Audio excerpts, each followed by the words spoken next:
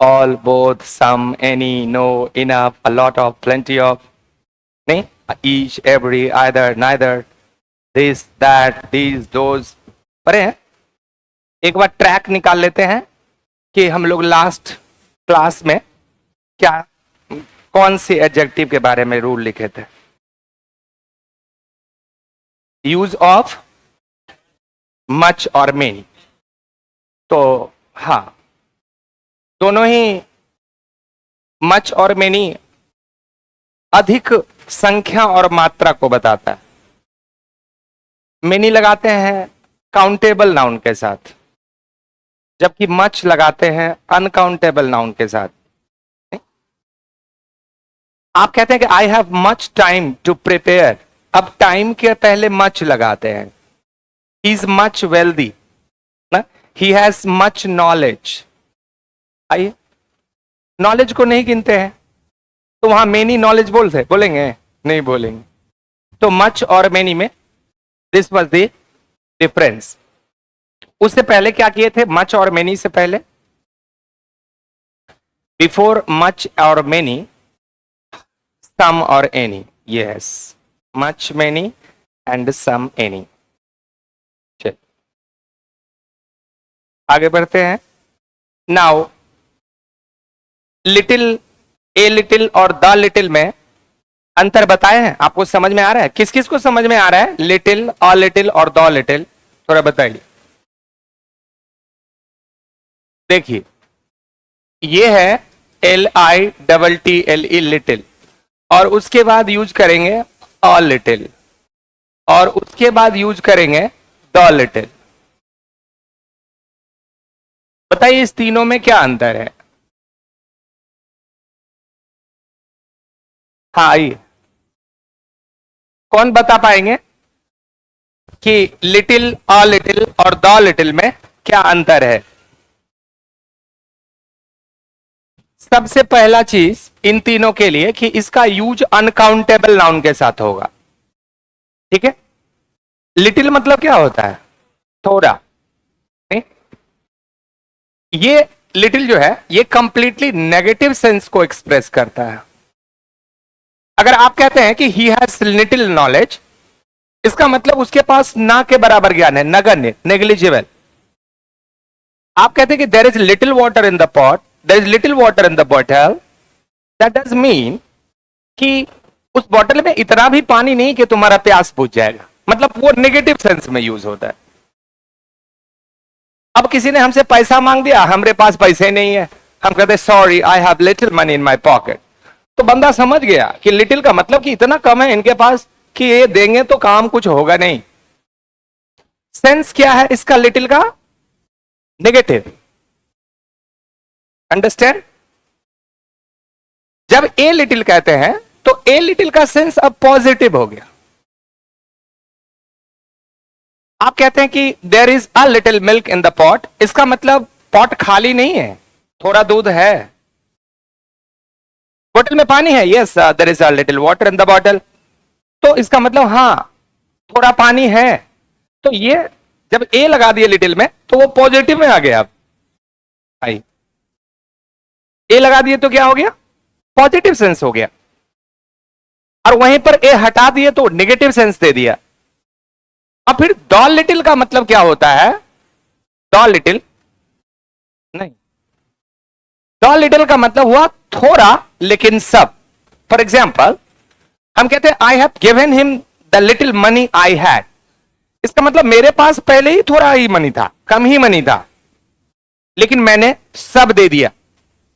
हम कहते हैं I have spent the little money I had, तो मेरे पास मनी पहले से कम था और मैंने उन सारे मनी को खर्चा कर दिया। तो द लिटिल का मतलब थोड़ा लेकिन सब, थोड़ा लेकिन सब।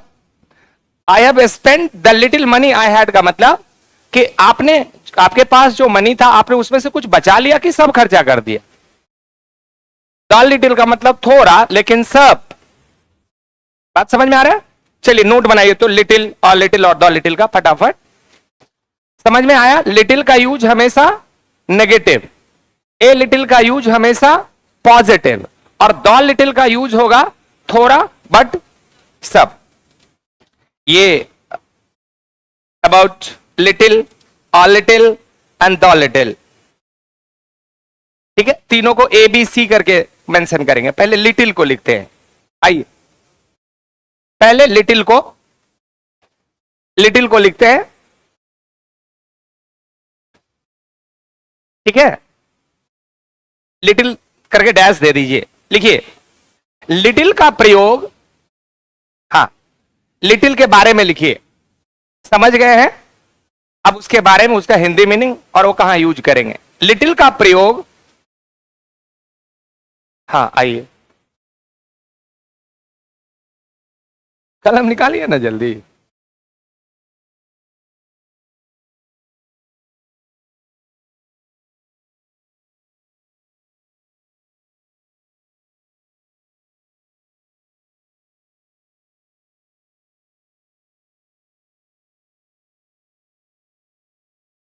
निकाल लिए पेन, नोटबुक।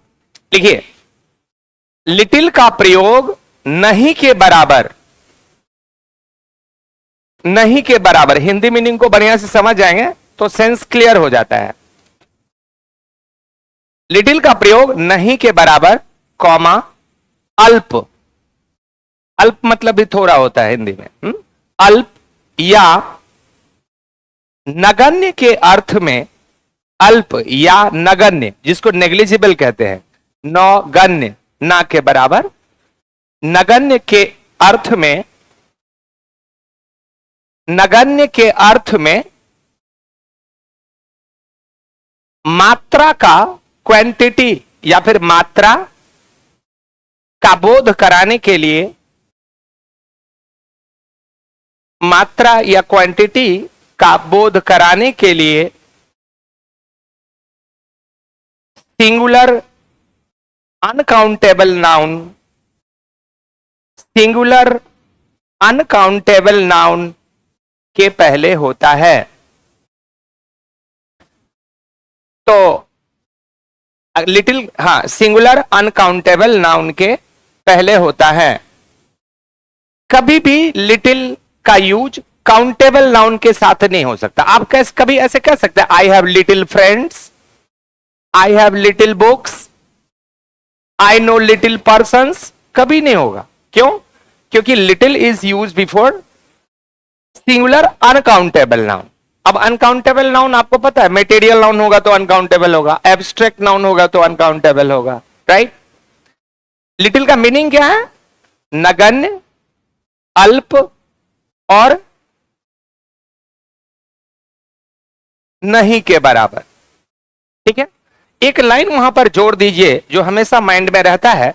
लिखिए, यह नेगेटिव मीनिंग, यह नेगेटिव मीनिंग नकारात्मक अर्थ रखता है। यह नेगेटिव मीनिंग या फिर नकारात्मक अर्थ रखता है।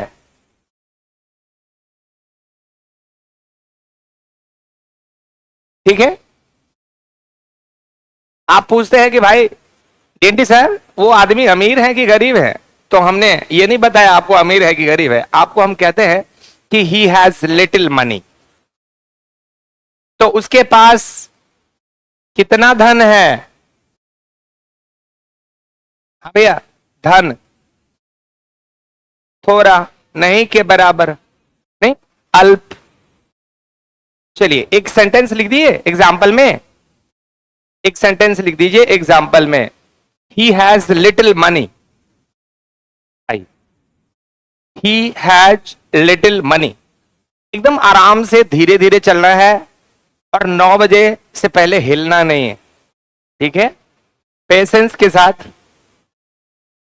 काफी समय के बाद क्लास मिला है तो we should at least utilize it in proper way. नहीं कहीं चले नहीं गए थे, थोड़ा सा एडजस्टमेंट टाइमिंग का गड़बड़ हो गया जो अगले महीने से ठीक होगा। ठीक है, अभी डीएम साहब का आदेश था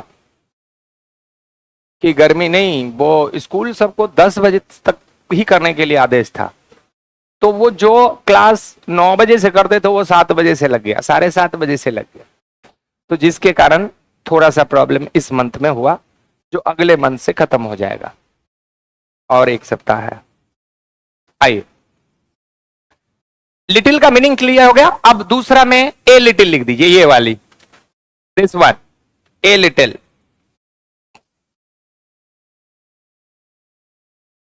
ठीक है। अच्छा ये बताइए, ए लिटिल का मीनिंग नेगेटिव है कि पॉजिटिव है? यस, ये सकारात्मक अर्थ में यूज होता है, जबकि लिटिल का यूज नकारात्मक था, नेगेटिव था। आइए, सबका सब आइए लिखिए, ए लिटिल, ये दूसरा वाला बीच वाला, ए लिटिल का प्रयोग, ए लिटिल का प्रयोग थोड़ा या कुछ के अर्थ में, आइए, थोड़ा या कुछ के अर्थ में क्वांटिटी का बोध कराने के लिए, थोड़ा या कुछ के अर्थ में मात्रा, आई मीन क्वांटिटी का बोध कराने के लिए कहां यूज करेंगे? सिंगुलर अनकाउंटेबल नाउन के पहले। बोध कराने के लिए सिंगुलर अनकाउंटेबल नाउन के, सिंगुलर अनकाउंटेबल नाउन के पहले होता है। फिर से बोलते हैं एक बार, ए लिटिल का प्रयोग थोड़ा या कुछ के अर्थ में क्वांटिटी का बोध कराने के लिए, आई मीन मात्रा का बोध कराने के लिए सिंगुलर अनकाउंटेबल नाउन के पहले होता है। ठीक है। अब जैसे कि इससे पहले लिटिल में लिखे थे कि यह नेगेटिव मीनिंग रखता है, तो यहां क्या लिखेंगे जी? आगे लिख दीजिए वो लाइन, यह पॉजिटिव मीनिंग, सकारात्मक अर्थ रखता है।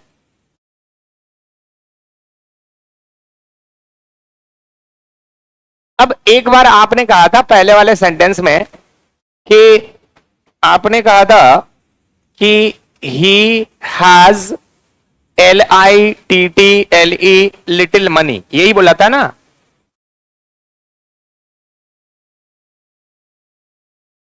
He has little money.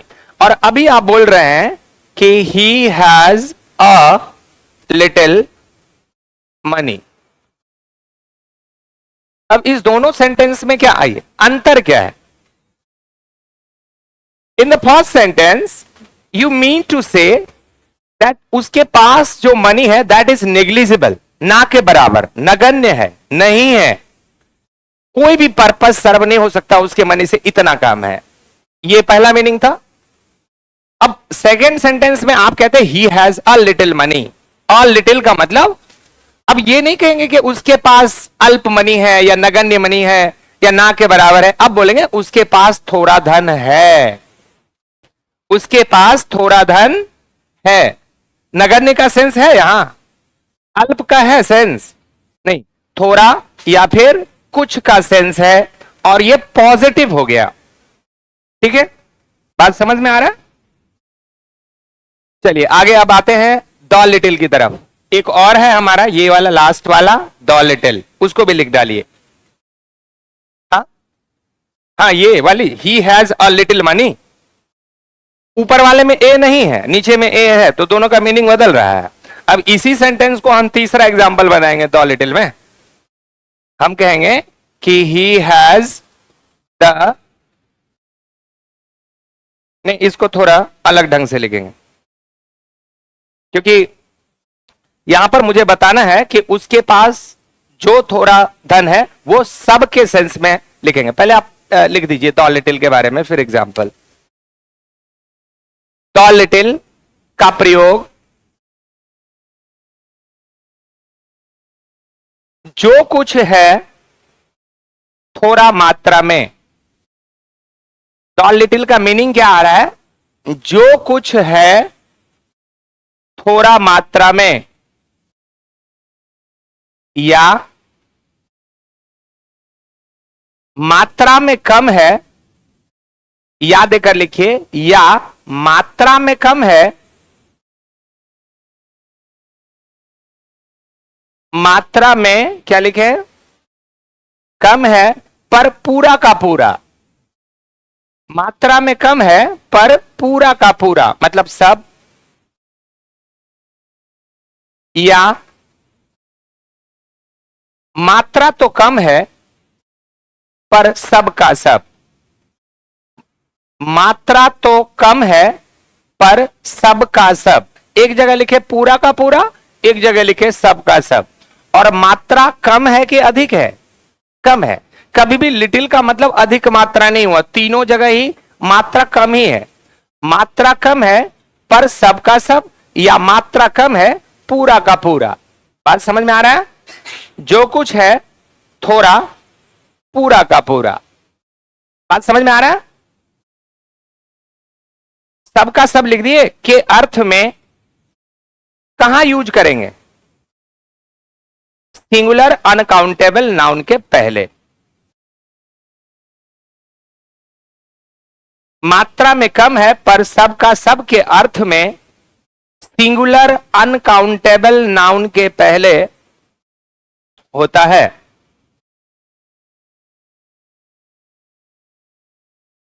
अच्छा ये बताइए कि ये जो द लिटिल है वो पॉजिटिव मीनिंग रखता है कि नेगेटिव मीनिंग रखता है? जी दोनों। आंसर यहां है। लिटिल पूरा नेगेटिव, ए लिटिल पूरा पॉजिटिव, द लिटिल दोनों, नेगेटिव भी पॉजिटिव भी। एग्जाम्पल लिखेंगे तो क्लियर होगा। I spent all the money, I spent all the money I had.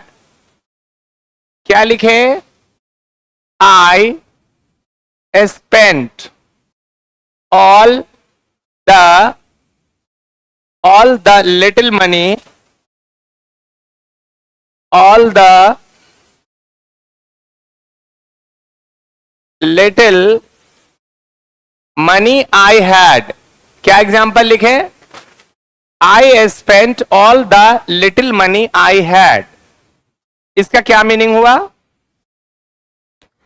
मैंने कितना मनी खर्चा किया? तो मेरे पास थोड़ा ही मनी था पर मैंने पूरा का पूरा खर्चा कर दिया, या फिर सबका सब खर्चा कर दिया। मात्रा थोड़ा ही था, मनी बहुत था नहीं। लिटिल का मतलब ही होता है थोड़ा। हम कहते हैं क्या कि आई स्पेंट मैंने खर्चा कर दिया, ऑल द लिटिल मनी, तो द लिटिल मनी का मतलब क्या हुआ? थोड़ा लेकिन सब, पूरा का पूरा। तो उस मनी से कुछ बचा कि सब खर्चा हो गया? सब खर्चा हो गया ना? आप कहते हैं कि I use the little milk for the tea. इसका मतलब हुआ कि दूध थोड़ा ही था लेकिन मैंने सारे दूध को चाय के लिए खर्चा कर दिया, उसमें से बचा नहीं। तो द लिटिल का मतलब थोड़ा लेकिन पूरा। अच्छा ये जो एग्जाम्पल है I spent all the little money I had, इसके आगे में लिख दीजिए पॉजिटिव। ये पॉजिटिव मीनिंग रखता है। ओके ये कैसा मीनिंग रखता है? आइए आइए, पॉजिटिव मीनिंग आगे में ब्रैकेट में पॉजिटिव कर दीजिए। चलिए एक नेगेटिव का मीनिंग रखते हैं। दूसरा एग्जाम्पल दे रहे हैं जो द लिटिल का एग्जाम्पल होगा और जिसका सेंस नेगेटिव होगा। लिखिए the money I had, the money I had was not much। क्या लिखे? the money I had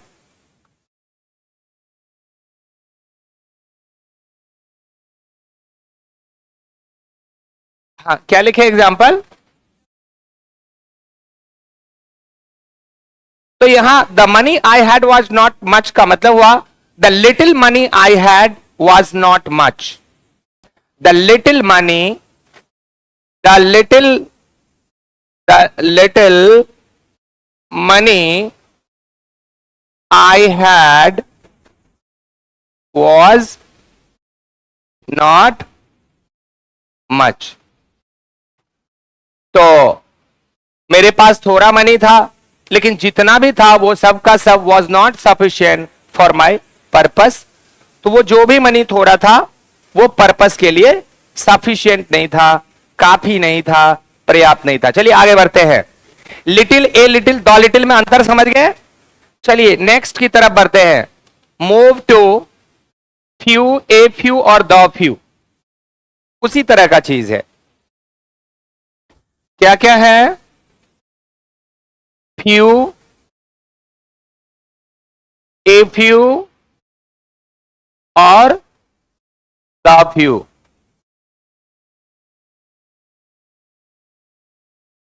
जैसे little, a little, the little का मीनिंग था, बिल्कुल इन द सेम वे वही मीनिंग इसका भी है, थोड़ा भी अंतर नहीं। अंतर क्या नहीं है? जैसे हमने लिटिल के लिए लिखा था नेगेटिव, यहां फ्यू के लिए लिखेंगे नेगेटिव। फ्यू जहां लगाते हैं, आप कहते हैं कि I know few persons in this town, इसका मतलब आप इस शहर में ना के बराबर लोगों को जानते हैं। फ्यू का मतलब नेगेटिव। आप कहते हैं DNT sir I have few friends, तो मैं क्या समझूंगा कि आपके पास कितने दोस्त हैं? ना के बराबर है, एक आध होंगे वो भी नहीं है, क्योंकि आपने फ्यू का यूज किया।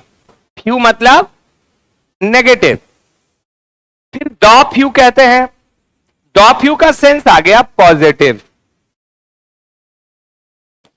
आप कहते हैं कि सर आपके बर्थडे पे आपका दोस्त लोग आपको विश किया था, तो हम कहते हैं कि yes, the few friends of mind had wished on my birthday yesterday.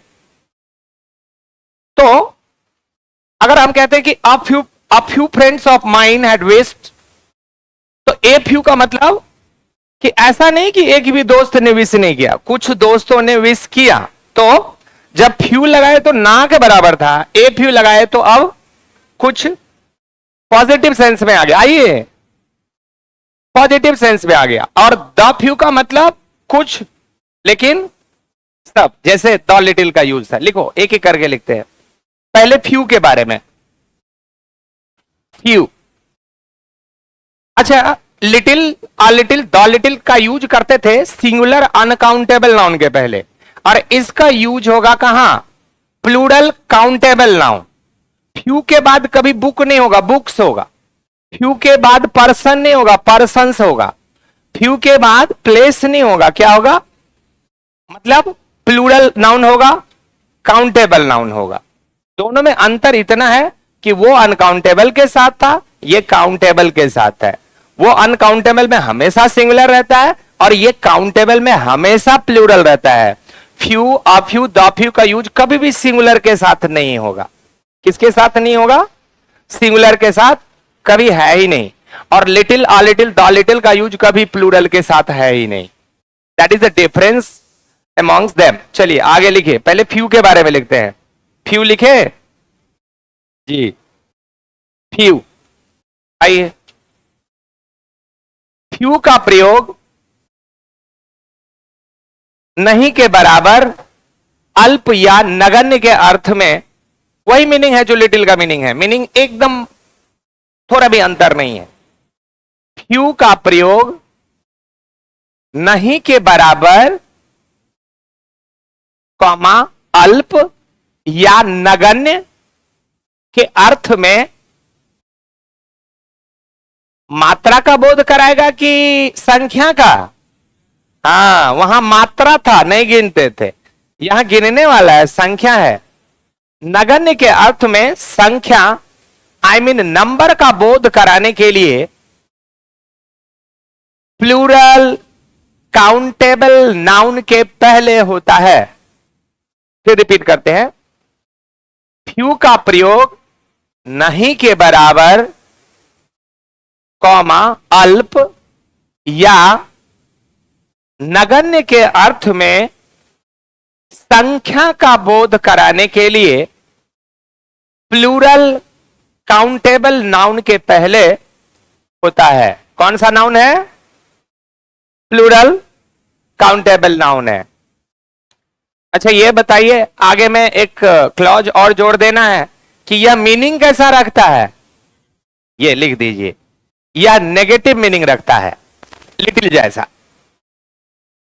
एक बार भी थोड़ा अंतर नहीं है, बस सिर्फ नाउन का अंतर है कि वो काउंटेबल है और एक अनकाउंटेबल है। क्या लिखे? यह नेगेटिव मीनिंग, नकारात्मक अर्थ रखता है। किसके बारे में बात कर रहे हैं? फ्यू के बारे में। चलिए एग्जाम्पल लिखिए। आप कहते हैं कि I red few books. I read I read few books। ये अफर्मेटिव सेंटेंस है कि नेगेटिव सेंटेंस है? ए बाबा, है अफर्मेटिव, हाँ सेंस नेगेटिव है। और अगर मैं इसको कहूं कि इसको नेगेटिव बनाइए तो आप कैसे बनाएंगे? अगर चेंज इनटू सेंटेंस में जाते हैं, हम कहते हैं कि आई रेड फ्यू बुक्स, इसको नेगेटिव बनाइए तो क्या होगा? इसका नेगेटिव होगा आई रेड फ्यू बुक्स, का मतलब कि I did not read many books, मैंने ना के बराबर किताब पढ़ा। इसका मतलब है कि मैंने बहुत सारा किताब नहीं पढ़ा। इसका अर्थ क्या है? Meaning I did not read many books. आप कहोगे सर ये फ्यू का अपोजिट है मीनिंग। जैसे हम कहते हैं कि ही इज ऑनेस्ट, तो ही इज ऑनेस्ट, वह ईमानदार है का नेगेटिव क्या होगा? ही इज नॉट डिजॉनेस्ट, वह बेईमान नहीं है। अपोजिट उल्टा कर देते हैं एडजेक्टिव को। आप कहते हैं सर ही इज फुलिश, वह मूर्ख है, इसका नेगेटिव बनाए तो अरे he is not intelligent, he is not intelligent, वह तेज नहीं है, इसका मतलब मूर्ख है। तो ये जो आई रेड फ्यू बुक्स है, ये इसका मीनिंग क्या निकल कर आता है? हां, ये इसका मीनिंग है कि I did not read many books. चलिए अगला एग्जांपल आइए। कितने बजे से क्लास है आपका? लेट हो जाता है? कोई दिक्कत नहीं, बच गए। टीएनटी है आज, बॉस प्रेशर का क्लास लगने वाला है। ऐसा ना हो कि कहीं तुम्हारा क्लास लग जाए अलग से। जी हाँ, दोनों एग्जांपल लिखिए ना, इसी का ये यही मीनिंग दोनों का एक ही है। ठीक है, एक पॉजिटिव एक नेगेटिव में यूज किए हैं बस, और कुछ नहीं। चलिए आगे बढ़ते हैं। फ्यू के बाद अब आइए ए फ्यू के पास। ए फ्यू, फटाफट। फ्यू हो गया, ए फ्यू। ए फ्यू का मीनिंग क्या है? याद कीजिए कि ए लिटिल का मीनिंग क्या था? कुछ, हाँ यहां भी वो है। लिखिए ए फ्यू का प्रयोग, दूसरा वाला ए फ्यू का प्रयोग कुछ या थोड़ा, कुछ या थोड़ा, ब्रैकेट में कर दीजिए कम से कम। हिंदी मीनिंग पकड़ में आता है ना, तो आप एग्जैक्ट मीनिंग समझ जाते हैं, क्योंकि हिंदी आप ज्यादा समझते हैं। कम से कम, ब्रैकेट को क्लोज कर दीजिए, के अर्थ में संख्या का बोध कराने के लिए, के अर्थ में संख्या का बोध कराने के लिए प्लूरल काउंटेबल नाउन के पहले, प्लूरल काउंटेबल नाउन के पहले होता है, प्लूरल काउंटेबल नाउन के पहले होता है।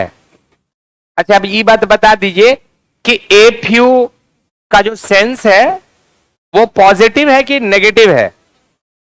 ये बात लिख दीजिए। यह पॉजिटिव अर्थ रखता है, यह सकारात्मक या पॉजिटिव मीनिंग रखता है, ये लिख दिए।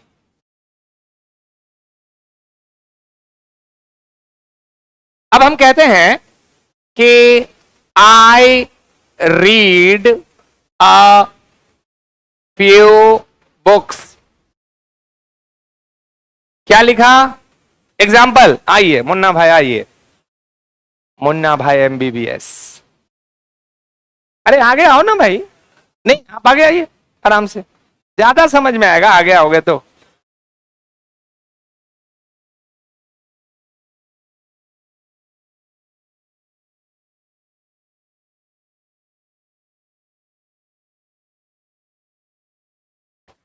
I read at least some books.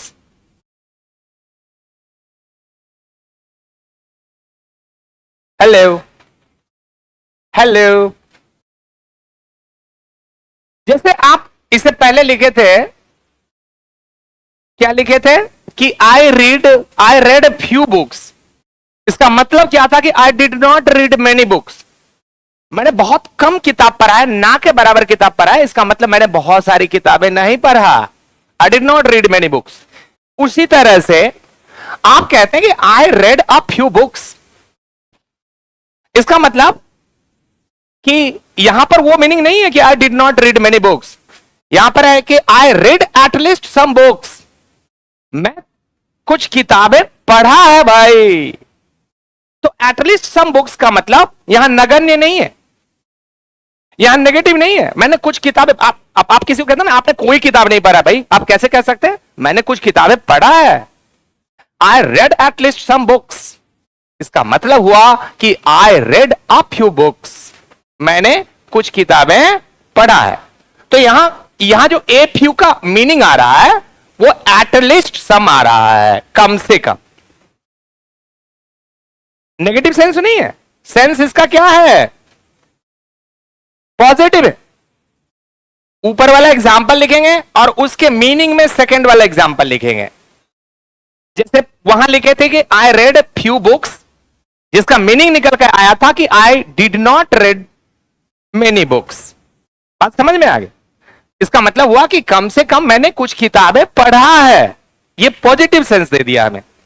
और अगर आपने कहा कि आई रेड फ्यू बुक्स, ये पूरा नेगेटिव सेंस है। Got it? बात समझ में आ रहा है? पॉजिटिव और नेगेटिव में अंतर क्या आ रहा है? यस। चलते हैं आप द फ्यू के तरफ। इसका लास्ट वाला बचा था द फ्यू।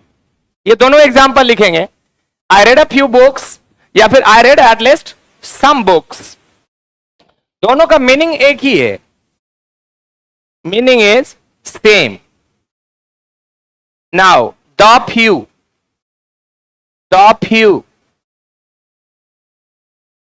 तीनों में एक ही बार में इस छ का यूज जो है ना, दिमाग से आपको कभी हटना नहीं चाहिए, एकदम सीधा यूज है। जिससे द लिटिल का मतलब था कि थोड़ा लेकिन सबके सब, यहां भी होगा थोड़ा या कुछ लेकिन पूरा का पूरा, सब का सब, सभी के सभी। किसमें? द फ्यू में। द फ्यू में द फ्यू देकर डैश दे दीजिए। लिखिए द फ्यू का प्रयोग हिंदी में बढ़िया से लिखिएगा, जो कुछ है थोड़ी संख्या में, जो कुछ है थोड़ी संख्या में, ठीक है? या संख्या तो कम है, या देकर लिखिए, या संख्या तो कम है पर पूरा का पूरा। संख्या तो कम है पर पूरा का पूरा। संख्या कम है पर पूरा का पूरा। या देकर लिख दीजिए, संख्या तो कम है पर सब का सब। इसमें सब का सब भी बोलते हैं, पूरा का पूरा भी बोलते हैं। संख्या तो कम है पर सब का सब, संख्या तो कम है पर पूरा का पूरा। ये दो तरह के हिंदी मीनिंग के अर्थ में कहां यूज करेंगे, किस तरह के नाउन के पहले? Very good. के अर्थ में प्लूरल काउंटेबल नाउन के पहले होता है। के अर्थ में प्लूरल काउंटेबल नाउन के पहले होता है?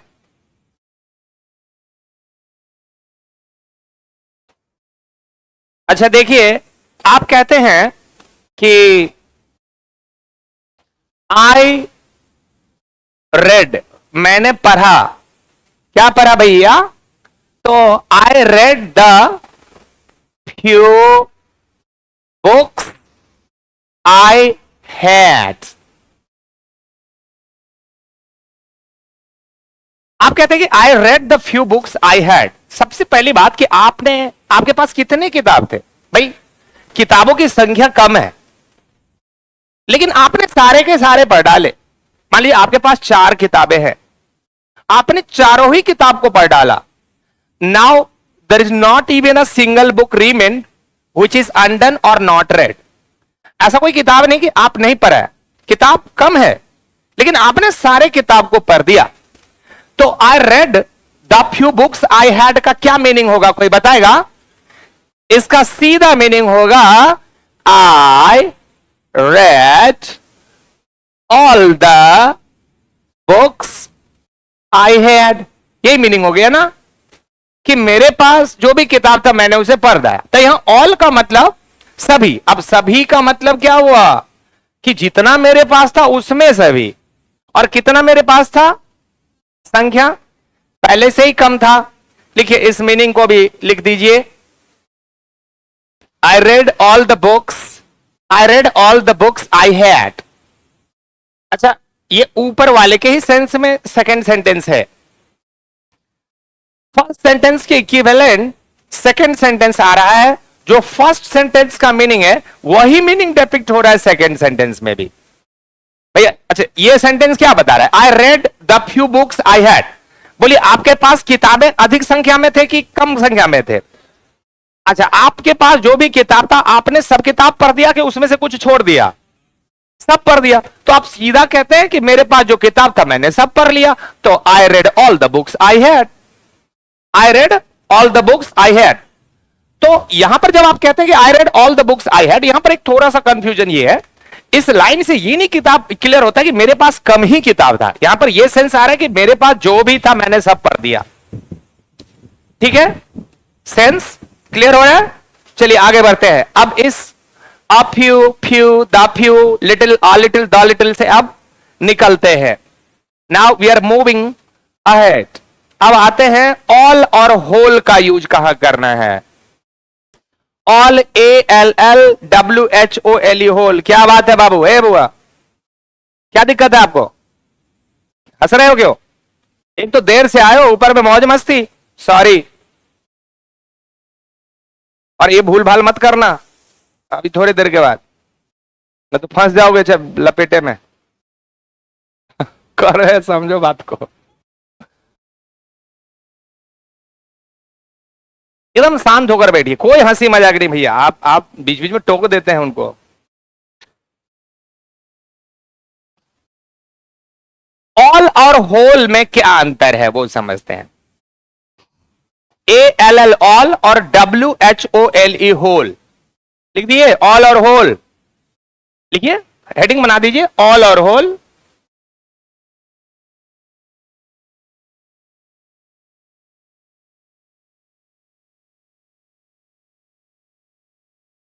क्या वर्ड है मेरे पास? ये है ऑल और ये है WHOLE होल। मान लीजिए कि हम कहना चाहते हैं पूरा देश, ऑल इंडिया।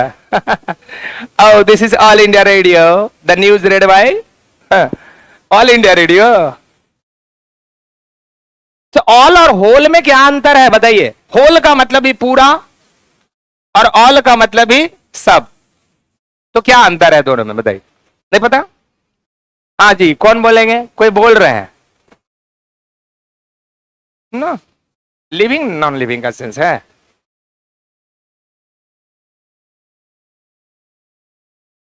चलिए एक बार लिखिए, पहले ऑल के बारे में लिखते हैं। ऑल का मतलब सभी होता है। ऑल का प्रयोग सब या सबके सब। ऑल का हिंदी मीनिंग क्या आ रहा है?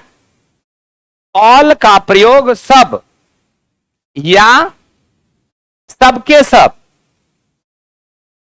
के अर्थ में प्लूरल काउंटेबल नाउन तथा सिंगुलर अनकाउंटेबल नाउन के पहले होता है। जी जरूर। ऑल का प्रयोग सब या सबके सब के अर्थ में प्लूरल काउंटेबल नाउन तथा सिंगुलर अनकाउंटेबल नाउन के पहले होता है।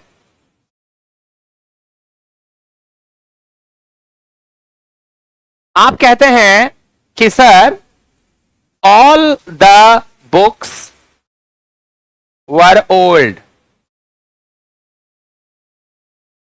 All the books were old, इसका मतलब हुआ कि सभी के सभी या सब के सब पुरानी किताबें थे। यहां ऑल का मतलब क्या हुआ? हिंदी मीनिंग क्या लिखे हैं? सबके सब या सभी। तो यहां क्या लिखे हमने कि सभी किताबें क्या है जी? ओल्ड है। एक और मीनिंग लिखिए ऑल का। All the money he has spend. All the money has been spend. All the money has been spend. अच्छा, all the money has been spend, तो यहां पर दोनों में अंतर क्या है कि बुक्स यहां पर प्लूरल काउंटेबल नाउन है और मनी यहां पर सिंगुलर अनकाउंटेबल नाउन है। ठीक है। और ये ऑल जो है इसको आप कॉमन क्वांटिफायर भी कहते हैं। यहां ऑल के बाद नंबर भी लग रहा है और ऑल के बाद क्वांटिटी भी लग रहा है, दोनों। All the money has been spend का मतलब सब के सब पैसा खर्च कर दिया गया है, और all the books were old का मतलब सभी के सभी किताबें पुरानी है। Got it? ऑल कैसे यूज हो रहा है? काउंटेबल नाउन के साथ भी यूज हो रहा है, अनकाउंटेबल नाउन के साथ भी यूज हो रहा है। जब काउंटेबल होगा तो हमेशा प्लूरल होगा, और अनकाउंटेबल होगा तो बोलना नहीं होगा, क्योंकि अनकाउंटेबल का प्लूरल होता ही नहीं है, तो that is always singular. For example, जैसे यहां पर ऑल द बुक आप नहीं कह सकते, ऑल द प्लेस नहीं कह सकते, ऑल द कंट्री नहीं कह सकते, ऑल द स्कूल नहीं कह सकते, क्योंकि ऑल के बाद अगर काउंटेबल नाउन होगा तो वो हमेशा प्लूरल होगा, सिंगुलर होगा ही नहीं। अगर अनकाउंटेबल नाउन है तो उसका तो प्लूरल बनता नहीं। अब मनी का प्लूरल मनीज होता है, वुड का प्लूरल वुड्स होगा, ब्रेड का प्लूरल ब्रेड्स होगा, राइस का प्लूरल राइसेस होगा, वाटर का प्लूरल वाटर्स होगा। अनकाउंटेबल नाउन के प्लूरल नहीं बनते हैं, तो वो तो हमेशा सिंगुलर ही रहता है। ठीक है। तो ऑल का यूज कहां करेंगे? सिंगुलर काउंटेबल नाउन में करेंगे कि प्लूरल काउंटेबल नाउन में? प्लूरल। सिंगुलर काउंट गिनेंगे नाउन को तो वो सिंगुलर लगेगा ही नहीं। ऑल दी बॉय कभी नहीं होगा, ऑल दी बॉयज होगा। बात समझ में आ रहा है? क्योंकि ऑल का प्रयोग हम दो से अधिक के लिए हमेशा करते हैं। बात समझ में आया? तो जैसे ही दो से अधिक हुआ तो वो अब सिंगुलर हो गया कि प्लूरल हो गया? दो या दो से अधिक को प्लूरल कहते हैं। यस। अब लिखते हैं होल के बारे में। क्या हेडिंग बना दीजिए? Whole, WHOLE, WHOLE। चलिए, होल।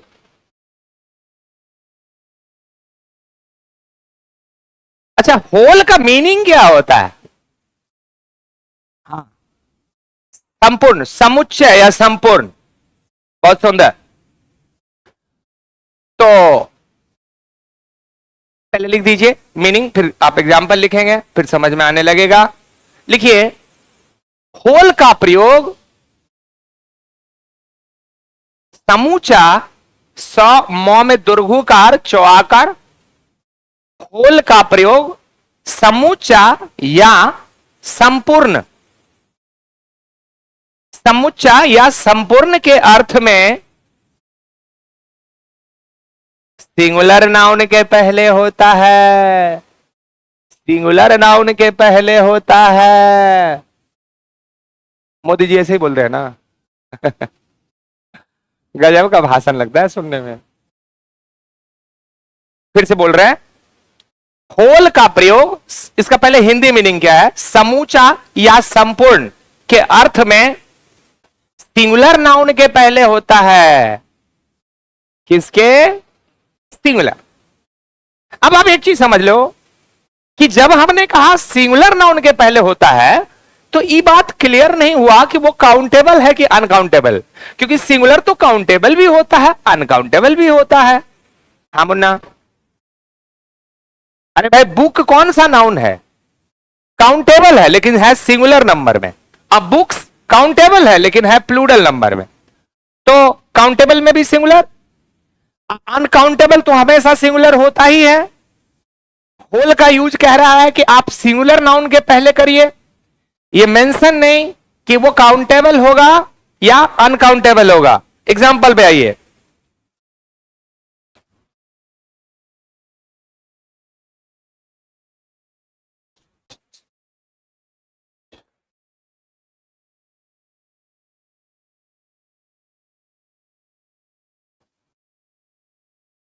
आप कहते हैं कि डीएनटी सर आपको पता है क्या, तो आप कहते हैं कि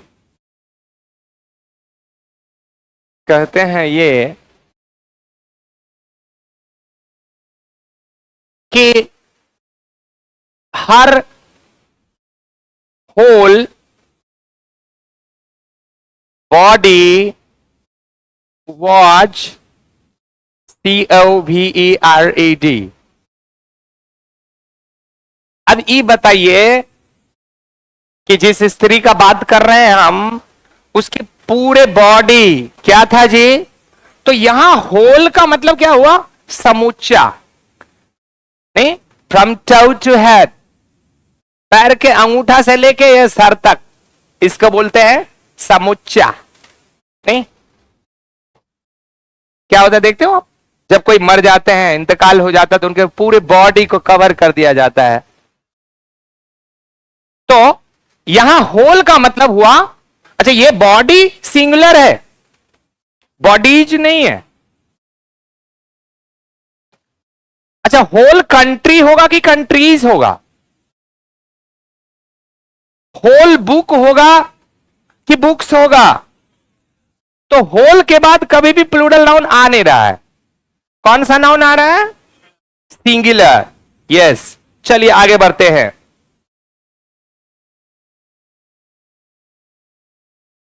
अच्छा ये बताइए, तो हम कहना चाहते हैं पूरा शहर, हाँ, तो ऑल, ऑल सिटी होगा कि होल सिटी होगा? ऑल टाउन होगा कि होल टाउन होगा? ऑल विलेज होगा कि होल विलेज होगा? क्या? नहीं, ऑल के साथ विलेज नहीं, विलेजेज होगा। फिर आप क्या कह रहे हैं? ऑल लगाएंगे तो गलती हो जाएगा, तो फिर विलेजेज करिए। हम विलेज कह रहे हैं, पूरा गांव या समुच्चा गांव इकट्ठा हो गया, तो क्या होगा? ऑल विलेजर्स की होल विलेज, पूरा गांव हम मुझे कहना है। हाँ, जब ऑल जब लगाएंगे तो विलेज नहीं होगा, फिर विलेजेज हो जाएगा। यही अंतर है होल और ऑल में। अब मान लीजिए कि बहुत सारे यहां पर विद्यार्थी हैं, तो इन विद्यार्थियों के लिए होल वर्ड नहीं यूज होगा, ऑल यूज होगा। क्यों? यहां पर सिंगुलर का बात नहीं करना, हमें प्लूरल का बात करना है। ऑल स्टूडेंट्स, यहां पर कभी आप होल स्टूडेंट्स कहेंगे? नहीं, वी कैन नॉट से सो। चलिए आगे बढ़ते हैं। अब हम बात करेंगे ए सर्टेन और सर्टेन में क्या अंतर है। अक्सर बच्चा यहां पर कंफ्यूज हो जाता है। बताइए आप लोग भी कंफ्यूज हैं कि नहीं है? हाँ खुल के बताइए, सर्टेन और ए सर्टेन का यूज आपको पता है क्या? नहीं ना? हाँ हाँ हाँ, ये आपने तो सिंगुलर प्लूरल कह दिया, इसका मीनिंग क्या निकल कर आएगा उस पर भी बात करेंगे ना। पहले तो मीनिंग समझ में आना चाहिए। अभी जो भी एडजेक्टिव हमने लिखा है सबसे पहले आप देखिए उसका मीनिंग हम लिखे हैं। मीनिंग समझ में आएगा तो you will be able to frame a sentence, compose a sentence, make a sentence. Meaning is important नहीं? यस। तो जैसे आप कहते हैं कि I met a certain boy in the morning, तो मैंने एक अज्ञात लड़के से आज सुबह में मिला। ए सर्टेन का मतलब कि आप उसे जानते हैं ना, वो फेमिलियर है नहीं, अज्ञात। चलिए लिखिए, मीनिंग से क्लियर होगा। ऊपर में हेडिंग बना दीजिए, यूज ऑफ ए सर्टेन और सर्टेन। क्या हेडिंग बनाए?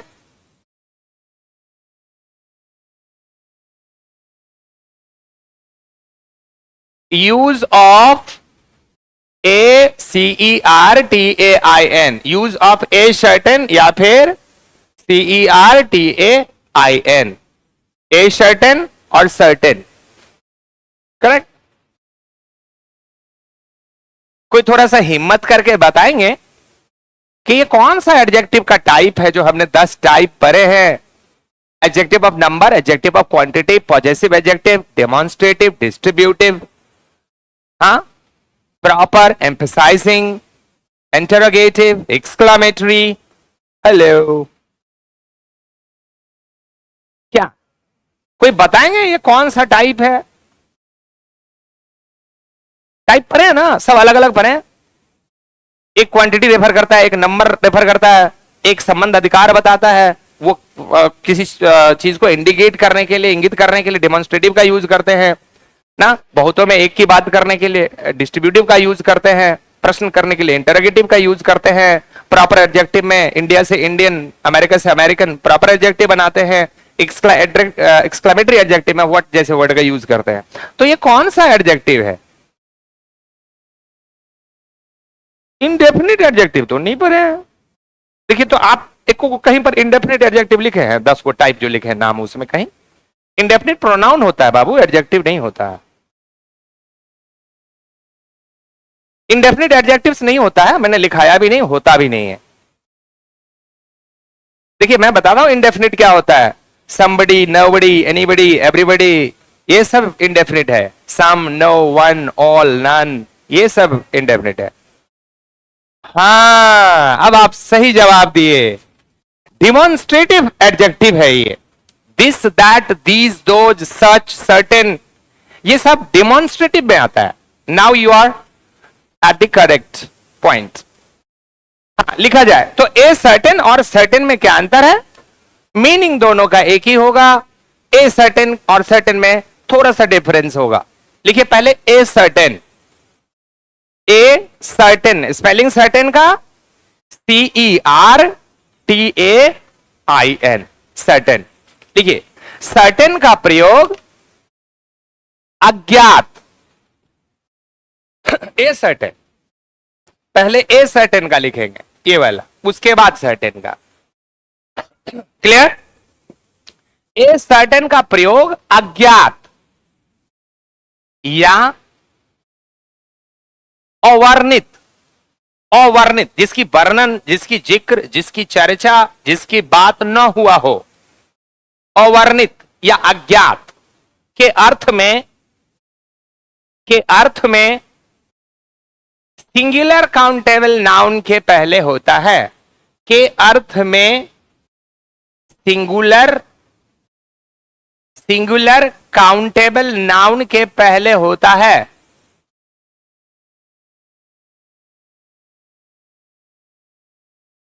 अब एक बात तो एकदम साफ साफ यहां लिखा है कि इसका यूज अनकाउंटेबल नाउन में होता ही नहीं है। कहां नहीं होता है?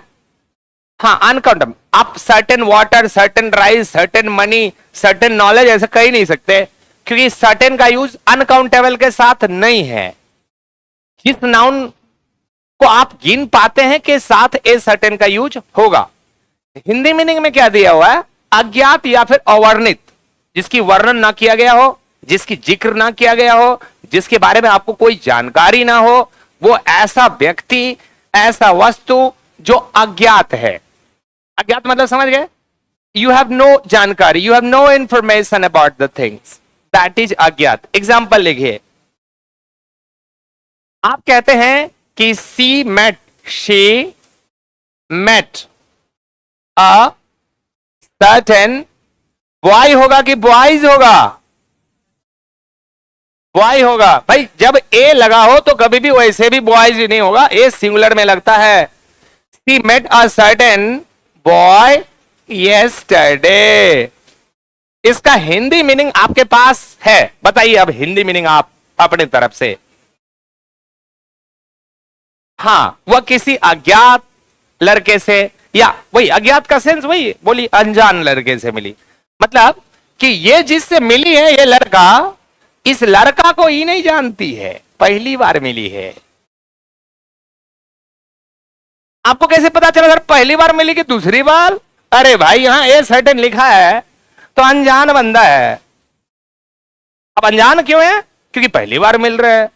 जब हम दूसरी बार, तीसरी बार, when we are meeting a person second time और third time, that does mean that the person is no more unfamiliar, the person is familiar with you, the person you are acquainted with, उससे जान पहचान हो गया है। The person is no more stranger with you, वो आपके लिए stranger और अजनबी नहीं है। तो वहां पर तो अजनबी के लिए आपने क्या लगा दिया? A certain. आप उसे जानते हैं? क्या ये लड़की इस लड़का को जानती थी कि अज्ञात है? हाँ, अब देखो वो कहता है ज्ञात है, तो भी वो ज्ञात रहता है। आ जाकर मिलो, हम लोग तो अज्ञात लोग से मिलते हैं। आगे बढ़िए, छोड़ो ना, ज्ञात और अज्ञात दोनों आदमी से मिलते हैं। क्या आप हमेशा उसी व्यक्ति से मिलते हैं जिसको आप पहचानते हैं? ऐसे कई व्यक्ति दिन भर आप मिलते हैं जिसको आप नहीं पहचानते हैं, और ऐसे आप कई व्यक्ति मिलते हैं जिसको आप दिन में 17 बार मिलते हैं। दोनों बात है। तो आप ज्ञात और अज्ञात दोनों चलेगा, लेकिन ज्ञात वाला में ये सब नहीं देना, ये सब अज्ञात वाला है जी। नाउ सर्टेन, अब आते हैं सर्टेन की तरफ। सीई, अच्छा ये क्लियर हो गया ना, ए सर्टेन का यूज हमेशा सिंगुलर में होगा, काउंटेबल नाउन में होगा, अनकाउंटेबल में नहीं होगा। हाँ हाँ हाँ, थोड़ी सी कंफ्यूजन हो जाता है ना, सिंगुलर आप समझते हैं तो आप समझते हैं यार सिंगुलर तो काउंटेबल अनकाउंटेबल दोनों होता है। अरे नहीं, वहां पर लिखा रहता है कि वो नाउन काउंटेबल होना चाहिए कि अनकाउंटेबल। Got it? तो ए सर्टेन का यूज काउंटेबल सिंगुलर में होगा कि अनकाउंटेबल सिंगुलर में? Countable singular. चलिए अब सर्टेन लिखा जाए, सर्टेन, CERTAIN, सर्टेन लिखिए। सर्टेन का प्रयोग अज्ञात या अवर्णित के अर्थ में, अज्ञात या अवर्णित के अर्थ में प्लूरल काउंटेबल नाउन के पहले होता है।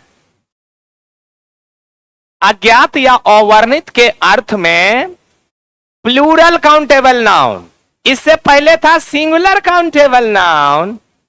प्लूरल काउंटेबल नाउन के पहले होता है, हाँ काउंटेबल होगा। अब देखो प्लूरल होगा तो काउंटेबल होना ही होगा, क्योंकि अनकाउंटेबल का प्लूरल बनता नहीं। तो जब वो प्लूरल है तो बोलना नहीं कि वो काउंटेबल है कि अनकाउंटेबल है, इतना तो हम समझ ही रहे हैं। प्लूरल काउंटेबल कि अनकाउंटेबल? प्लूरल काउंटेबल नाउन के पहले होता है। मिल गया अंतर? अरे हाँ सर, दोनों का मीनिंग तो एक ही है। सर ए सर्टेन के बाद सिंगुलर लगाएंगे, ए हटा देंगे तो बॉय में एस लगा देंगे। सर्टेन का यूज होगा प्लूरल काउंटेबल नाउन में, और ए सर्टेन का यूज होगा सिंगुलर काउंटेबल नाउन, बट दोनों का यूज काउंटेबल के साथ है। नहीं, अब जैसे आप कहते हैं कि पता है आपको कि कल मैंने कुछ अज्ञात जगहों पे गया था, मतलब उस जगह पे मैं पहले कभी नहीं गया था, तो वो मेरे लिए नया था। तो आप क्या कहना चाहते हैं? आप ये कहना चाहते हैं कि I have visited a certain place yesterday. तो जब आप ए सर्टेन कहे तो आपने प्लेस कहा, एक ही जगह की बात कर रहे हैं जहां पर आपने गया था। अब ए हटा दो, तो yesterday I visited certain place की सर्टेन प्लेसेस। हाँ, तो ए हटा दिए तो प्लेस को प्लेसेस कर दिए, सर्टेन में ए लगा दिए तो अब प्लेसेस को प्लेस कर दिए। ए सर्टेन के बाद सिंगुलर काउंटेबल नाउन, और सिर्फ सर्टेन के बाद प्लूरल काउंटेबल नाउन। और सेंस क्या है, मीनिंग क्या है, अज्ञात या फिर अवर्णित। क्लियर हो गया? सर्टेन और ए सर्टेन में को समझने में किसी को थोड़ा भी दिक्कत है बताइए? हाँ हाँ हाँ बाबू, आप समझे? सर्टेन मतलब आप क्या समझे? हाँ, सर्टेन मतलब क्या समझे? सर्टेन का प्रयोग आप कहां करेंगे, सिंगुलर काउंटेबल नाउन के पहले कि प्लूरल काउंटेबल नाउन के पहले? हाँ, आज जब ए लगा देंगे पीछे तब नाउन आगे सिंगुलर काउंटेबल। बहुत सुंदर, चलिए समझ में आ रहा है सबको, वेरी गुड। चलिए आगे बढ़ते हैं, लेट अस मूव फर्दर। किसका एग्जांपल नहीं लिखे? लिखिए लिखिए। अरे उसको छोड़ो ना, दूसरा एग्जांपल लिखो। आप लिखिए ऐसे, CERTAIN। अच्छा ये बताइए, सर्टेन बॉय होगा कि बॉयज होगा? सब क्यों नहीं बोलता है? ओरी बाबा, ये बोलो रे। Certain boys were playing in the playground.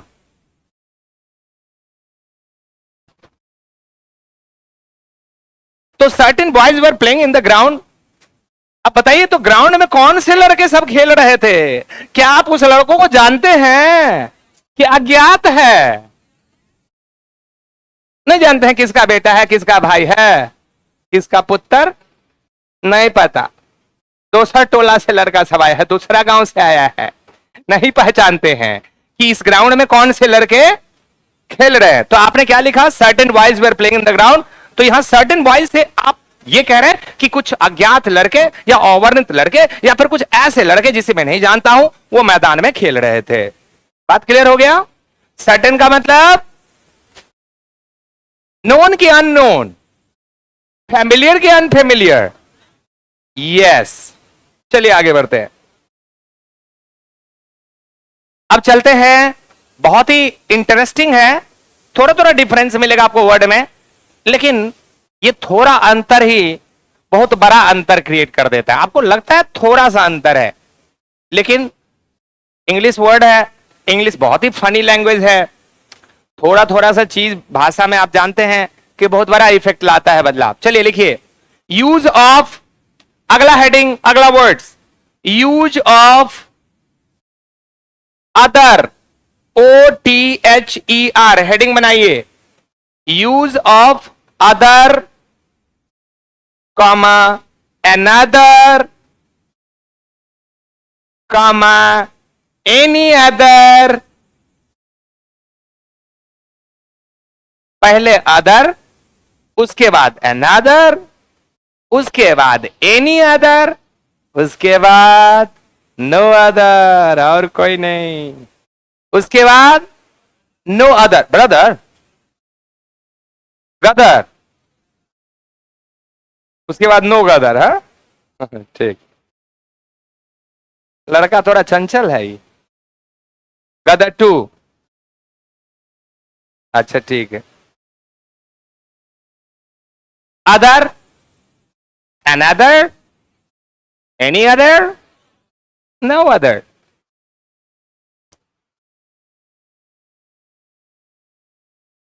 मान लीजिए कि मेरे हाथ में 4-5 आम है। चुप रहे, एग्जाम्पल मान लिया जाए, पहले बोले सपोज। क्या रे, मैथ नहीं कभी पढ़ा, मानकर ही तो सब बात होता है, तो इंग्लिश में भी तो कभी कभी मानना पड़ता है ना। ठीक है,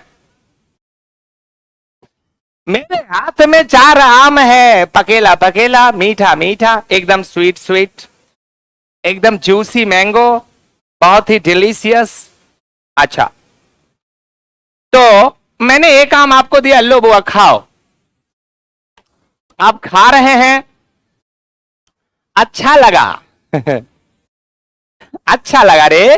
तो आप क्या बोलोगे कि आपको और दूसरा भी हमसे मांगना है, तो आप क्या बोलेंगे कि आई वांट अदर, कि आई वांट अनदर, कि आई वांट क्या, वन मोर, अनदर। अच्छा क्या बोलेंगे, आई वांट अदर कि आई वांट अनदर? अब देखो, अनदर का यूज होगा कि ये तो सर दिया ही, एक और दो, दूसरा दो, ये अनदर हुआ। अच्छा मान लीजिए मैंने एक आम दिया, आम ये खा रही है, खट्टा है सर, ये नहीं, दूसरा दीजिए सर। तो इसका मतलब ये नहीं लेना है, इसको हटाइए, दूसरा दीजिए। ये नहीं कि ये भी लाइए, एक और दीजिए। तो अनदर में क्या होता है, सरप्लस हो जाता है। ये वाला तो है ही, दूसरा वाला भी दे दीजिए, वन मोर का सेंस आ जाता है। और अदर में हुआ कि ये नहीं लेंगे, दूसरा वाला दो। अब दुकान में दो आइटम दिखाया, ये दिया, एक और रखा है, अब ये लेंगे, नहीं नहीं ये नहीं, आई वांट अनदर, कि अदर, अदर, अनदर नहीं, अनदर का मतलब वो तो ये भी ले लेंगे, वो भी ले लेंगे, ये ले लिया, अब दूसरा वाला भी दो। अदर का मतलब ये नहीं लेंगे, दूसरा दो। बात समझे? चलो लिखोगे तो और क्लियर होगा, एग्जाम्पल दोगे तो और क्लियर होगा।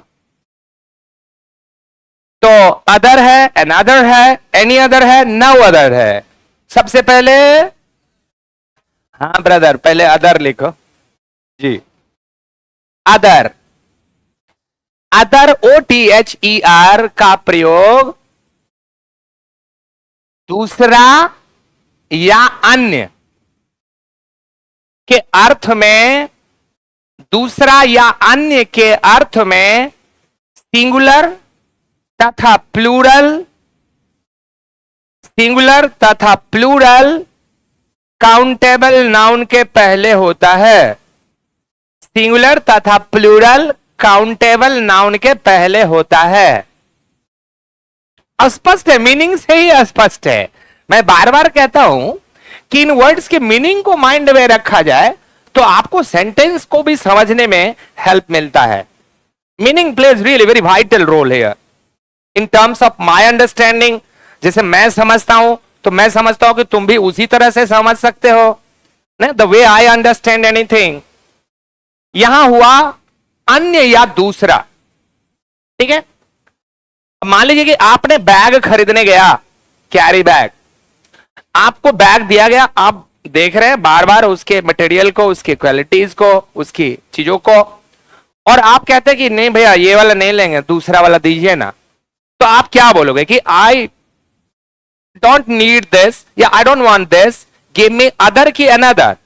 अदर ये नहीं लेंगे, दूसरा का दीजिए, हमरा फटल है, पुराना है, खराब है, बेकार है, नहीं लेंगे, दूसरा दो। आई वांट अदर कि अनदर। हाँ अनदर बोलोगे तो इहो वाला ले लेंगे फटल का, और बढ़िया वाला भी ले लेंगे, नहीं नहीं चलेगा। I want other. अब मान लीजिए एक लड़का को बुलाओ, अब मान लीजिए आप एगो को बुलाया, हम कहते किसको बुला के लाया, कॉल अदर, अगर हटा एक से नहीं होगा काम, दूसरा को बुलाओ। तो वहां पर हम क्या बोलेंगे, कॉल अदर बॉय कि अनदर बॉय? Other boy. यहां पर इसको छोड़ दो, call somebody else, that is what it means। तो अदर का मीनिंग क्या लिखे, अन्य या फिर दूसरा के अर्थ में कहां यूज करना है, सिंगुलर या फिर प्लूरल, दोनों ही काउंटेबल नाउन में होगा। एग्जाम्पल लिखिए, the other hand, the other hand, HAND, दूसरा हाथ। अब बाबा जी आए हाथ दिखाने के लिए, हाथ देखने के लिए, आप क्या करते हैं, हाँ बाबा मेरा भविष्य देखो ना थोड़ा, आप बायां हाथ बढ़ा दिया, ए पगला ये बेटा गिव मी दूसरा हाथ, अदर हैंड। ये बायां वाला ने, दायां वाला, ठीक है। One more example, the other boys, singular में भी प्लूरल में भी, द अदर बॉयज, वो तो सिंगुलर था। अब दूसरा एग्जांपल में बढ़ जाइए ना, अदर के साथ हैंड सिंगुलर भी आया, अब दी अदर के साथ बॉयज प्लूरल भी आ रहा है, जो रूल में लिखे हैं उसकी एग्जांपल लिख दीजिए। अरे भाई the other boy is coming, playing, has gone, आप सिर्फ टर्म लिखिए ना। दूसरे में क्या लिखे? The other boys, very good. अच्छा, द अदर स्टूडेंट्स भी होगा। हाँ हाँ। हम्म, दोनों रख सकते हैं। आप सिंगुलर भी रखिए, आप प्लूरल भी रखिए, ठीक है। जब आप कहते हैं कि अदर बॉयज, इसका मतलब कि मान लीजिए कुछ लड़के ने झगड़ा किया, कल मारपीट किया या कुछ गड़बड़ी करा, तो आपने पकड़ के लाया, ये सब था? नहीं नहीं, इसमें से ये सब नहीं था। अदर बॉयज वेयर देयर, ये सब नहीं थे, अन्य थे, दूसरे लोग थे। तो यहां अदर के बाद हम प्लूरल भी तो लगा रहे हैं ना, ठीक है। चलिए अब हम आते हैं अनदर पे। दूसरा वर्ड क्या है? अनदर। अनदर मतलब, हाँ अब मीनिंग समझ में आ रहा है, ये भी और वो भी। Yes, another, ANOTHER। अनदर का प्रयोग एक दूसरा, एक दूसरा, कॉमा, एक और, या एक अतिरिक्त के अर्थ में। फिर से बोले, अनदर का प्रयोग एक दूसरा, एक और, या एक अतिरिक्त के अर्थ में सिंगुलर काउंटेबल नाउन के पहले होता है। अच्छा, यहां पर भैया प्लूरल नहीं है, सिंगुलर काउंटेबल नाउन के पहले होता है। क्योंकि आप तो कह रहे हैं कि एक और, एक और, एक ही कह रहे हैं, दो और नहीं कह रहे हैं, एक और, एक और। तो जब आप कहते हैं एक और, तो आप सिंगुलर का बात कर रहे हैं कि प्लूरल का? सिंगुलर का।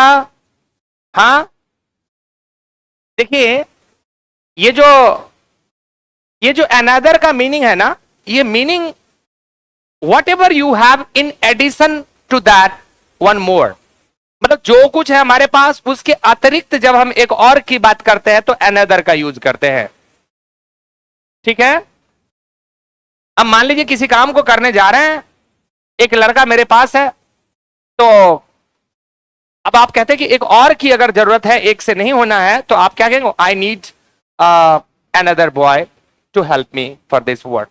तो एक और लड़की की हमें काम है, जरूरत है इस काम को करने के लिए। एग्जाम्पल लिखिए। अच्छा, हम ऐसा कह सकते हैं अनदर बुक्स, अनदर बुक्स होगा? कभी नहीं होगा। अनदर का यूज प्लूरल में है ही नहीं, क्योंकि आप कह रहे हैं एक और, तो फिर बुक्स कैसे होगा? बुक्स का मतलब तो एक से ज्यादा हो गया। अरे एगो आम दिए मन नहीं भरा, कहते एगो और दीजिए ना सर। तो यू वांट अनदर मैंगो की मैंगोज? Mango, not goes. एगो, not more than one. Another is always used before a singular countable noun, whereas जबकि other was used for both singular countable noun and plural countable noun, वहां दोनों है था। other hand भी होगा, other hands भी होगा, other boy भी होगा, other boys भी होगा, but in case of another it is only boy, not boy। समझ में आ रहा है कि not understanding? Excuse me।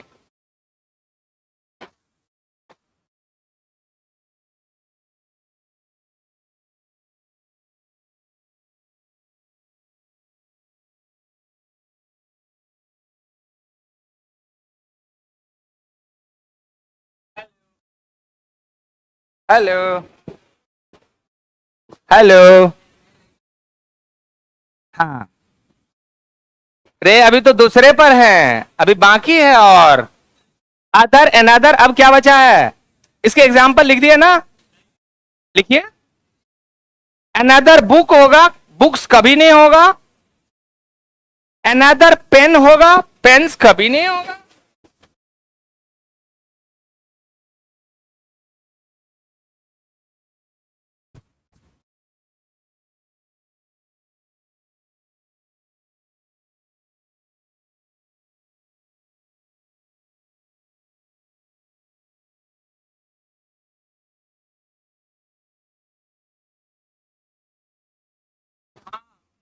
Hello hello. हाँ, एनी समस्या, एनी दिक्कत, एनी परेशानी? नो परेशानी। Very nice. चलिए तो लिखे अनदर स्टूडेंट के अनदर स्टूडेंट्स। आप कंफ्यूज क्यों हो गए? अनदर में सिंगुलर रे बाबा। हाँ, और अदर में दोनों। स्टूडेंट बोलो स्टूडेंट्स बोलो सब चलेगा। ठीक है, चलिए आगे बढ़ते हैं। अब आइए कहां, एनी अदर।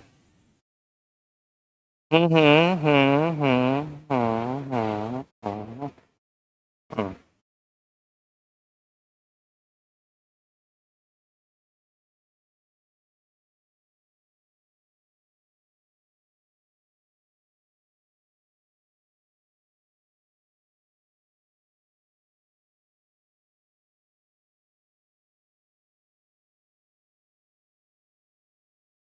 चलिए एनी, अब कहां है एनी अदर की तरफ, या एनी अदर। देखिए एनी अदर का प्रयोग कोई अन्य के अर्थ में, कोई अन्य के अर्थ में तथा, किसका इंतजार कर रहे हैं, कोई आने वाला है?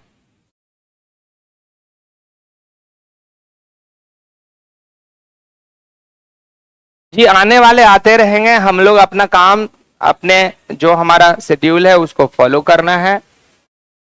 झांका झांकी नहीं करिए।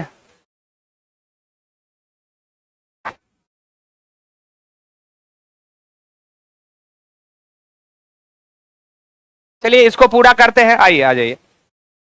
देखिए एनी अदर का प्रयोग कोई अन्य के अर्थ में तथा नो अदर का प्रयोग, नो अदर नहीं, दो हाँ एक ही साथ कर देते हैं। नो अदर का प्रयोग कोई अन्य नहीं, कोई अन्य नहीं के अर्थ में होता है। देखिए दोनों में है कोई अन्य और दूसरा में है कोई अन्य नहीं।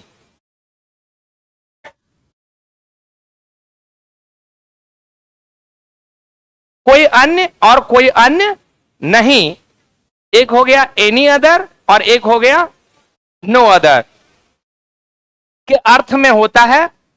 आगे लिखिए एनी अदर का प्रयोग सिंगुलर नाउन के पहले, एनी अदर का प्रयोग सिंगुलर नाउन के पहले तथा नो अदर का प्रयोग भी सिंगुलर नाउन के पहले होता है। तो नो अदर हो चाहे एनी अदर हो, नाउन सिंगुलर ही लगता है। Any, no, any one, someone, everyone, ये सब सिंगुलर होता है हमेशा इन टर्म्स ऑफ नंबर अगर बात करें तो। एग्जाम्पल लिखिए, राइट एग्जाम्पल्स।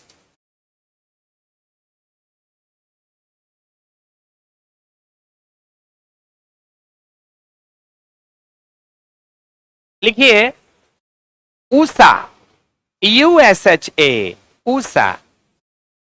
हाँ, पूसा ने चल जाना डोली। Usha is better then, Usha is better than any other girl, any other girl in the class. Girl तो ऊषा लड़की ने तो लड़का है क्या? ये ऊषा का पंखा नहीं समझना, ये ऊषा खुद है। अच्छा ये आप देखिए, आपने क्या लिखा, एनी अदर गर्ल लिखा, गर्ल्स नहीं लिखा। इसका मीनिंग हुआ कि इस क्लास में उषा किसी भी लड़की से बेहतर है। ठीक है, तो नो अदर और वेरी फ्यू का यूज पॉजिटिव में करते हैं, और any other, all other, most other का यूज हम कंपैरेटिव में करते हैं। और वन ऑफ दी का यूज हम सुपरलेटिव में करते हैं। हम बताएंगे कॉम्पेरेटिव डिग्री क्या होता है, थोड़ा बताइए। कॉम्पेरेटिव डिग्री में क्या होता है ये बताइए। अब एक एग्जांपल भी दे देते हैं। हम जैसे कहते हैं कि Sita is more beautiful than Gita, हम कहते हैं India is better than Pakistan. यह है कॉम्पेरेटिव डिग्री। अब बताइए इसमें क्या हमने बताया आपको, इसमें क्या किया हमने।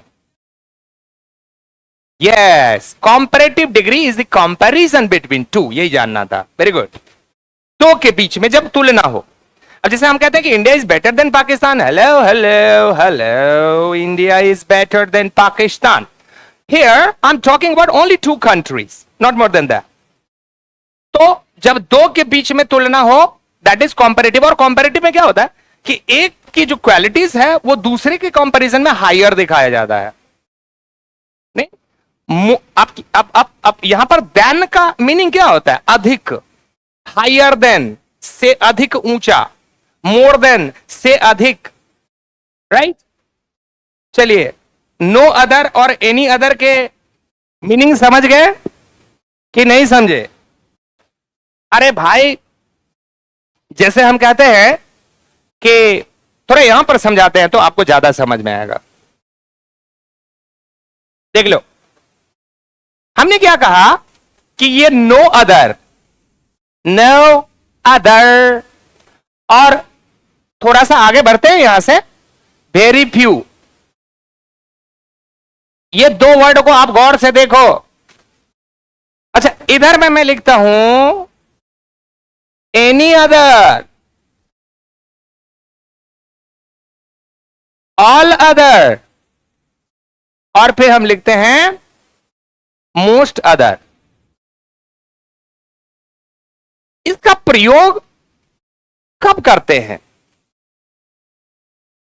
तो याद रखना कि नहीं नहीं, जब दो से अधिक में तुलना हो तब इसका यूज करेंगे। जैसे हम कहते हैं, ध्यान से देखिए, हम कहते हैं कि India is better then, sorry नहीं, मैं चुप बाबा चुप, मैं की बता रहा था, मैं की बताने लगा। देखो, हम कहते हैं कि no other, COUNTRY, no other country is as good as India in the world. ध्यान दीजिएगा, मैंने पहले कहा था कि नो अदर का यूज हम पॉजिटिव डिग्री में करेंगे। अब ये पॉजिटिव डिग्री है, कैसे आपको पता चलेगा, तो देखिए, एडजेक्टिव का पहला फॉर्म हमेशा पॉजिटिव होता है, गुड, और दूसरी पहचान कि एज का यूज हमेशा पॉजिटिव में होता है, कभी भी कंपैरेटिव और सुपरलेटिव में नहीं होता है। एज और सो एज का हिंदी होता है उतना ही जितना और उतना नहीं जितना। हमने लिखा कि no other country is as good as India in the world, कोई भी दूसरा देश उतना अच्छा नहीं है इस दुनिया में जितना इंडिया। तो यहां पर नो अदर का मतलब, यहां पर आप देखिए कि इंडिया की तुलना हमने किसी एक देश से किया है या दुनिया के सभी देश से किया है। हाँ बुआ,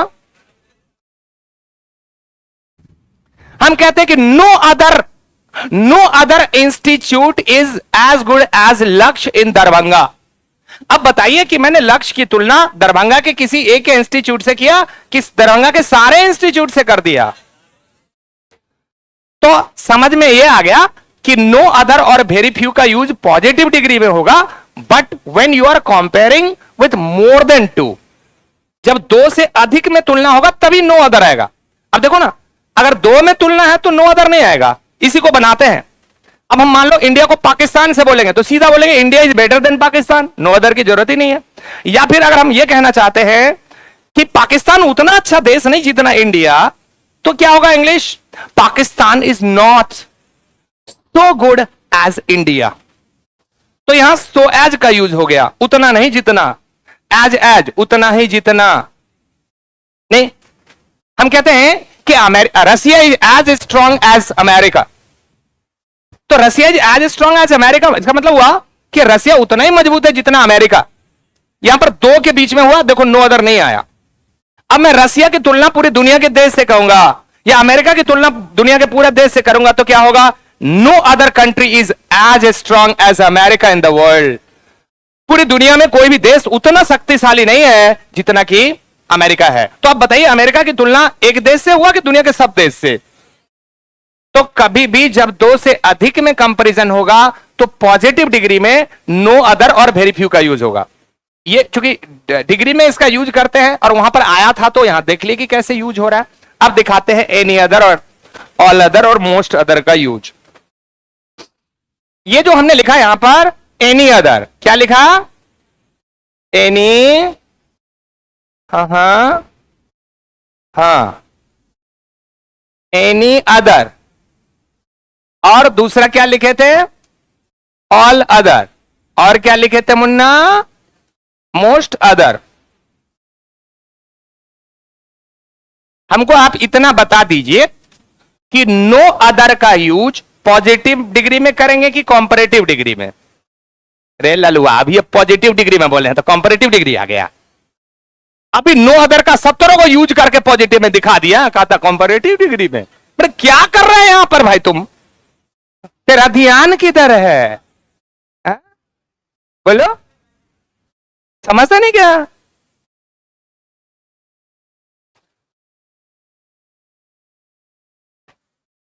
नो अदर का यूज पॉजिटिव में, पॉजिटिव में, पॉजिटिव में। आप पॉजिटिव को कैसे पहचानेंगे?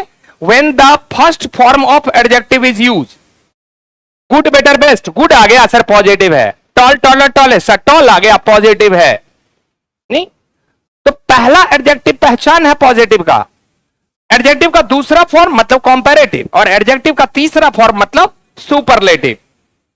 तो जैसे वर्ब के फॉर्म्स होते हैं उसी तरह एडजेक्टिव के भी फॉर्म होते हैं। फर्स्ट फॉर्म नहीं, जैसे आप कहते हैं हैंडसम, सेकेंड फॉर्म मोर हैंडसम, मोस्ट हैंडसम।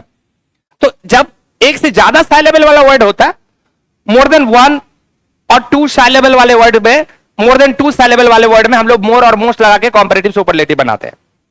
मैं बोल रहा हूं एनी अदर का प्रयोग देखो।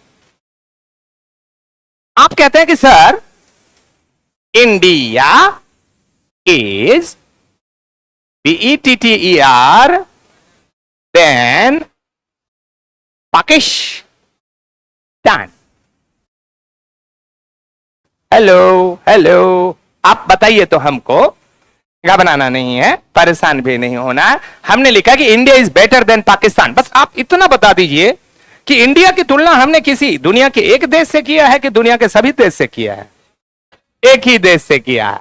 हम मुन्ना एक ही देश से किया है। तो जब सिर्फ कंपैरिजन दो में हो तो इसका प्रयोग होता नहीं। देखो, India is better than Pakistan, sentence is okay. अब मैं भारत की तुलना पाकिस्तान से नहीं, दुनिया के सब देश से करना, तो कैसा होगा रे? ऐसा, India is better than any other. अब कंट्री की कंट्रीज है, country, any other, no other, always singular, any other, no other, always singular. तो India is better than any other country in the world. अब इसका meaning देखो, हम कहते हैं भारत इस दुनिया में किसी भी देश से या कोई भी अन्य देश से बेहतर है। अब बताइए इस सेंटेंस में इंडिया की तुलना एक देश से हुआ कि दुनिया के सभी देश से? तो जब आप दो से अधिक में तुलना करते हैं तभी आप एनी अदर का यूज करते हैं, वरना दो के लिए आप एनी अदर का यूज नहीं करते हैं। अच्छा, आप कहोगे कि सर एक काम कीजिए, आप करेगा आप सर ना ये एनी अदर को हटा दो, थोड़ा दूसरा लगा दो, लगा लो। अब हम कहते हैं कि India is better then all other. अब फंसेगा, एनी अदर के लिए सिंगुलर था और ऑल अदर के लिए ऑल अदर कंट्री की कंट्रीज, कंट्रीज। तो अब COUNTR, अब इस Y को उड़ाना और IES लगाना। बात समझा? क्या समझे? समझे ये कि जब हम एनी अदर को छोड़ देते हैं, ऑल अदर में आते हैं, तो आपने अभी ऑल का मीनिंग भी लिखा है।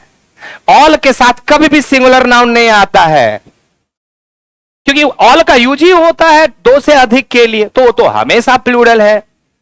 तो India is better then all other countries in the world, या फिर आप ऐसे भी कह सकते हैं India is better then most other countries in the world. Bharat दुनिया के बहुतों देश से बेहतर है। ऑल अदर भी कह सकते हैं, एनी अदर भी कह सकते हैं, मोस्ट अदर भी कह सकते हैं।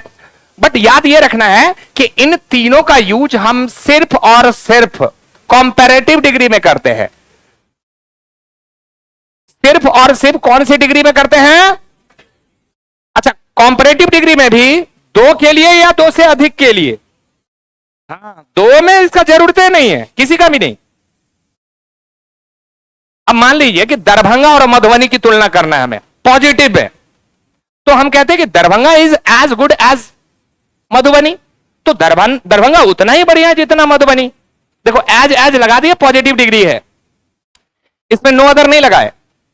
अब हम बिहार के सभी जिलों से दरभंगा की तुलना करते हैं, तो दो से अधिक हो गया, अब नो अदर आ जाएगा।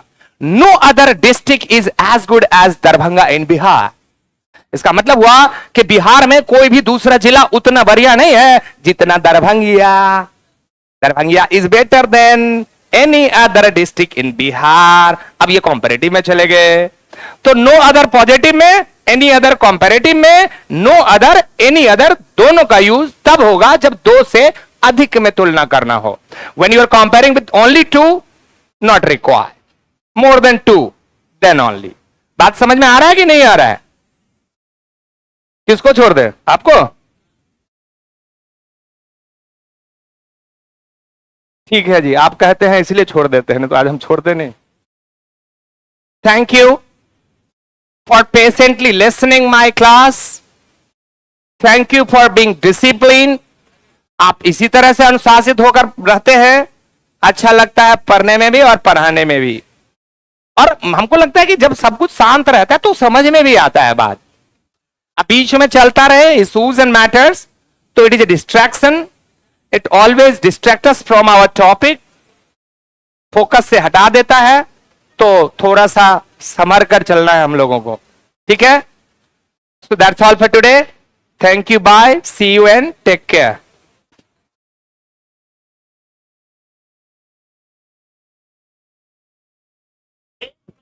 और लेंगे एडजेक्टिव का, एडजेक्टिव रफा दफा, उसके बाद वर्ब टेंस और मॉडल वर्ब की तरफ चलेंगे, कहानी को आगे बढ़ाएंगे।